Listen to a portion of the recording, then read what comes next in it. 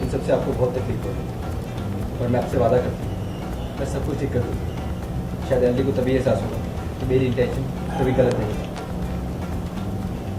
राधा रानी का जितना भी सामान तुमको ये कमरे में नजर आ रहा है उसको उठाओ और बाइक। ऐसी चाची, ये आप क्या कर रही है? अरे वो तुम्हारे पेरेंट्स को 4 गालियां बकेंगे, तुमको अपनी फ्रेंड से निकाल कर बाहर फेंक लेंगे। ये सब करने से क्या फायदा? ऑल द बेस्ट समझ। लास्ट मार्क यही है ना, इससे अच्छा तुम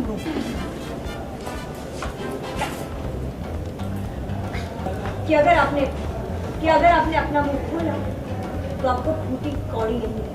आप तो बिल्कुल समझदार निकली चाची जी, पर ये एक्टिंग ना टाइम और जगह देखिए। ब्रदर्स भी सहारा नहीं देंगे, छत नहीं होगा आपके सर के ऊपर, ये मेरा वादा है। क्या हुआ चाची जी?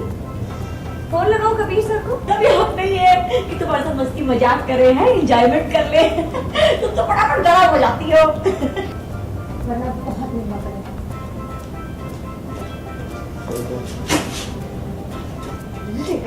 जी क्या करें, अब हमारे जयश्री चाची ना वो एक बिगड़ा हुआ बच्चा है, बच्चा घर में। अब बच्चे को कैसे आप सिर्फ डांट सकते हैं, उसे ठीक कर सकते हैं, और पर उसे घर से बाहर नहीं निकाल सकते, समझा सकते हैं और बहुत सारे चांसेस दे सकते हैं। तो उसी तरह जयश्री चाची भी है जो सुधरने का नाम ही नहीं ले रही है।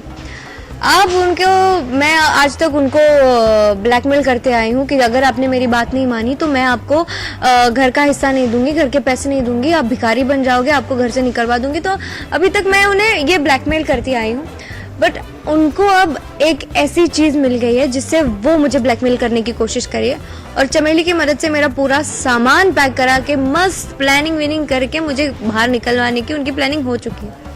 तो मैं आती हूँ एज यूजुअल, मैं भी अपना तीर चलाती हूँ, वो भी अपना तीर चलाते हैं, बट फाइनली जीत राधा की होती है और हार जयश्री चाची की। तो जयश्री चाची को मेरी बात माननी पड़ती है और पैकिंग वही रुक जाती है, सपने जयश्री चाची के टूट जाते हैं। जी मैंने तो कुछ नहीं किया, बट एक बहुत ही हट के कुछ हुआ है घर में जो बहुत ही अनएक्सपेक्टेड है, और जयश्री चाची ने बस वो ठान लिया, वो पकड़ लिया कि वो अब राधा को ब्लैकमेल करेगी, घर से बाहर निकालेगी, पैसे ले लेगी। तो ये सब है, तो वो देखने और वो जानने के लिए तो आपको देखना ही पड़ेगा।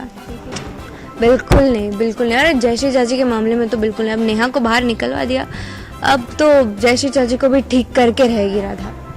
थोड़े तो एली को तो मेरा चेहरा भी नहीं देखना। इतना कुछ करने के बावजूद भी एली को ऐसे लगता है कि मैं गलत हूँ और मैं बहुत ही बुरी वाली राधा हूँ जिसके इंटेंशंस बहुत गलत है, पर ऐसे नहीं है। पर मेरी भी होप है, जैसे एली को कभी होप रहती थी कि कभी तो हाँ बोलेगी, कभी तो हाँ बोलेगी, तो मेरे भी ऐसे होप्स है कि कभी तो एली को पता चल जाएगा कि मैं अच्छी हूँ, सच्ची हूँ और सच्चे मन से जेन्युइनली उसके घर को ठीक करने की कोशिश कर रही हूँ, एंड आई एम श्योर वो समझ जाएगा।